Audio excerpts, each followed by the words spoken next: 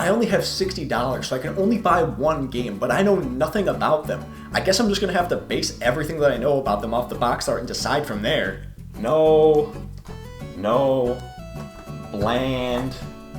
No. Ooh, I like this one. Let's go for it.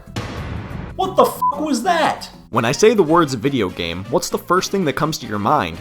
Video games, right. But after that, one of the first things is probably the game's box art, since that's the first thing you see when you pick up a game. It can determine if you're going to buy a game or save $60 that you could spend on food, but who wants to do that when you can have video games? Every game has art, and it can stick with you forever as a reminder for what the game is about, or it can give you Vietnam flashbacks. Think of a game, any game, and I bet one of the first images to come to your mind is that game's box art. It can convey so many different messages, from getting you to prepare for a fun, wacky time, a grand, vast adventure, a f***ing drunk squirrel. Box art has always been so intriguing to me, and I love looking at it almost as much as I enjoy not playing the games. I could stare at it for hours, so I thought, why not make a video of me gawking over some of my favorite box arts of all time, and also talking crap about the ones that almost made me go blind. Let's just get this out of the way first, because you all knew it was coming. Skyward Sword's box art. It looks so good! Link standing heroically with the Master Sword held high in front of the gold background and Fi's annoying self is exactly what this game is all about. It's only missing one thing.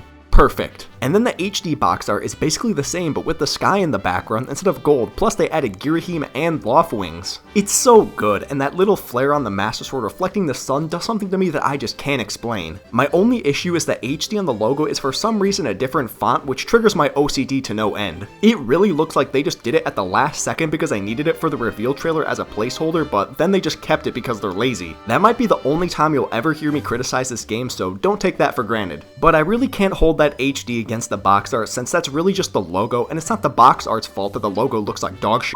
As much as I love this game, it isn't the best box art in the Zelda franchise. I personally go back and forth between Twilight Princess and Breath of the Wild. Twilight Princess has such a cool art with Link and Wolf Link's heads in different colors showing the two sides of our main protagonist. It keeps the dark toned with darker colors and is so simple in showing you what makes this game stand out. The HD box art here in America is put to shame by the OG art. It's too bright for the dark game, and also why is Midna's sexy form spoiled on the cover? The European cover is a little better since it's closer to the original, but all the extra characters just make it feel too cluttered. Also, Midna's sexy form is still here. Come on! Breath of the Wild's box art is just perfect for the game that it is. Link looking off into the distance of the vast world with his sword drawn, ready to take on adventure is exactly what Breath of the Wild is all about. And then the sunrise, making it look like it's a new day in Hyrule, is the perfect symbol for Link waking up from his 100-year slumber. It can't get better than this, which is why they used it for every single region in the world. Whoops. Who in their right mind thought Link awkwardly looking over his shoulder was better than heroically standing over Hyrule? This box art is so lame, and it was only used in PAL regions because the Japanese box art is the same as North America. I don't know what Europe did to deserve this, but I'm just glad it's not me. North America luckily never gets bad box art.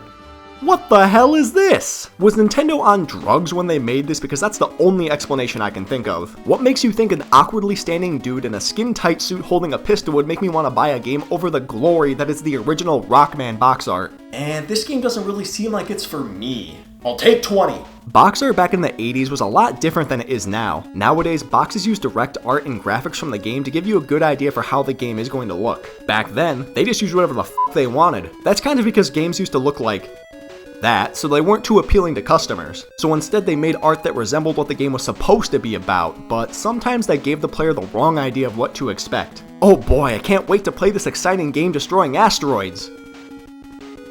I think Microsoft Word has better graphics than this. Now, do I like this art style? Yes, of course. It has that 80s charm that movie posters had, and I love the aesthetic of them. But were they accurate? God no! I'd feel like I'm being cheated out of my money if I played games during that era. I'd probably spend more of my time looking at the art than playing the actual games, which I do now anyway, so I guess not that much would actually change. The NES was the first console I think of to really start using actual gameplay graphics for box art. They weren't ashamed to show you how dog shit their game looked because it was still better than this. The classic black box NES art is so iconic, and the artwork always let you know exactly what the game was going to be about. Yep, that is Kung Fu. Yep, that is tennis. Yep, that is Clue Clue Land, whatever the f that is. These are some of the most memorable and most famous box arts of all time. Super Mario Bros., Duck Hunt, Metroid, they all conveyed their games so well using simple 8-bit sprites from their respective games. Then the Super Nintendo came and Nintendo really upped their game and created specific artworks for games that made them stand out even more. And then also Pilot Wings, but you're always gonna have a few duds thrown in there. They've all got that 90s feel, look lively, and just pop. Except Mario RPG, which is weird because it's one of the most lively games on the system. Now we're getting into my bread and butter with consoles I actually lived through. The Nintendo 64 basically took everything the Super Nintendo did, but did it better. Just look at Pilot Wing 64's art. You can actually tell what it's supposed to be.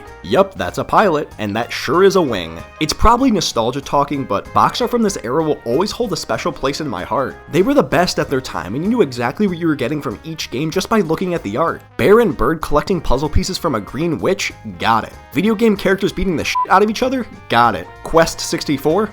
I got nothing. My only problem with them is that the boxes are still cardboard, so not many people kept them. I literally have 0 game boxes from my childhood and just have the cartridges. But knowing childhood me, I guarantee they wouldn't be in good shape anyway, so that's probably not a bad thing that I got rid of them. Hopefully the next console after this will have the sturdiest plastic cases known to man that you can keep and store forever. Yes!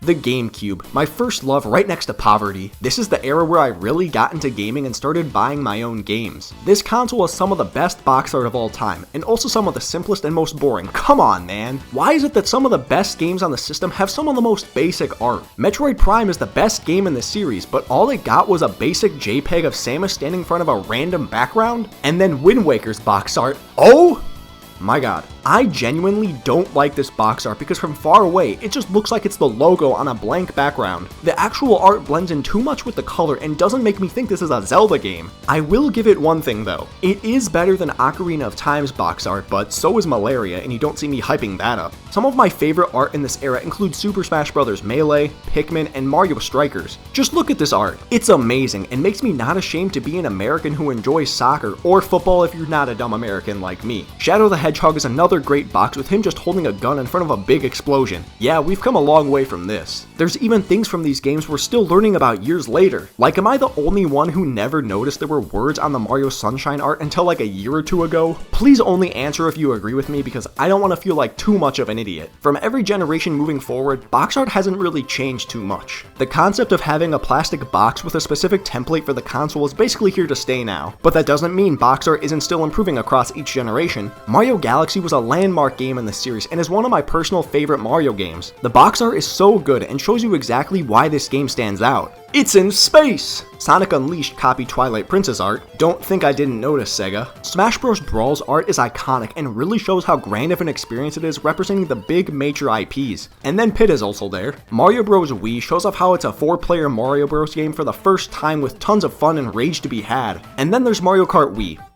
I don't like this one. The past Mario Kart games were full of personality, but starting with Super Circuit, they started to get lazy and just put Mario in front of a bland background. And then they said f it all together and just added numbers. This is the problem that I have with a lot of modern box arts. It's a crapshoot if it's going to be good or not. Either it deserves an award for its sheer beauty, or it looks like something that I would have made in Photoshop. So many games nowadays go for such a basic design of a bland background, main character, game logo. Like, yes, this is clearly a Spider-Man game, but it's also one of the best open-world superhero games ever made, and this art just makes it look like it's another random Spider-Man game. I've noticed this a lot more with PlayStation games, but don't think Nintendo isn't guilty of this too. Literally every mainline Pokemon game is like this, and we don't talk enough about how boring and dumb this is. Maybe more people will notice after seeing this bullshit. Now, is every game boring and bland like this? Obviously not. I mean, we just talked about Breath of the Wild earlier, but it's still way more frequent than it used to be. I feel like an old head talking about how gaming used to be better back in the old days, but I just prefer that old style. Box art is such a cool medium to express a game through and even tell a story. It's amazing just how much can be conveyed on a little square or rectangle, but it's part of what makes games so beautiful. I've always viewed video games as a form of art, and box art is a prime example of what I mean. For as long as there are games, there will be art associated with it, and it's about time that we start to appreciate the work that's put into it all.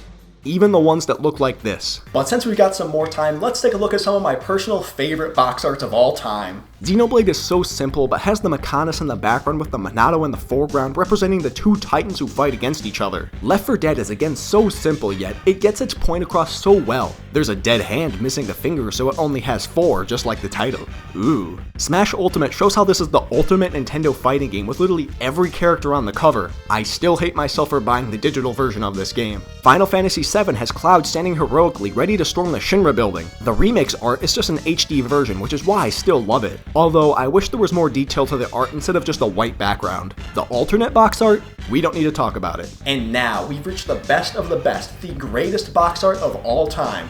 Star Fox for the Super Nintendo. Did I also mention that I'm blind?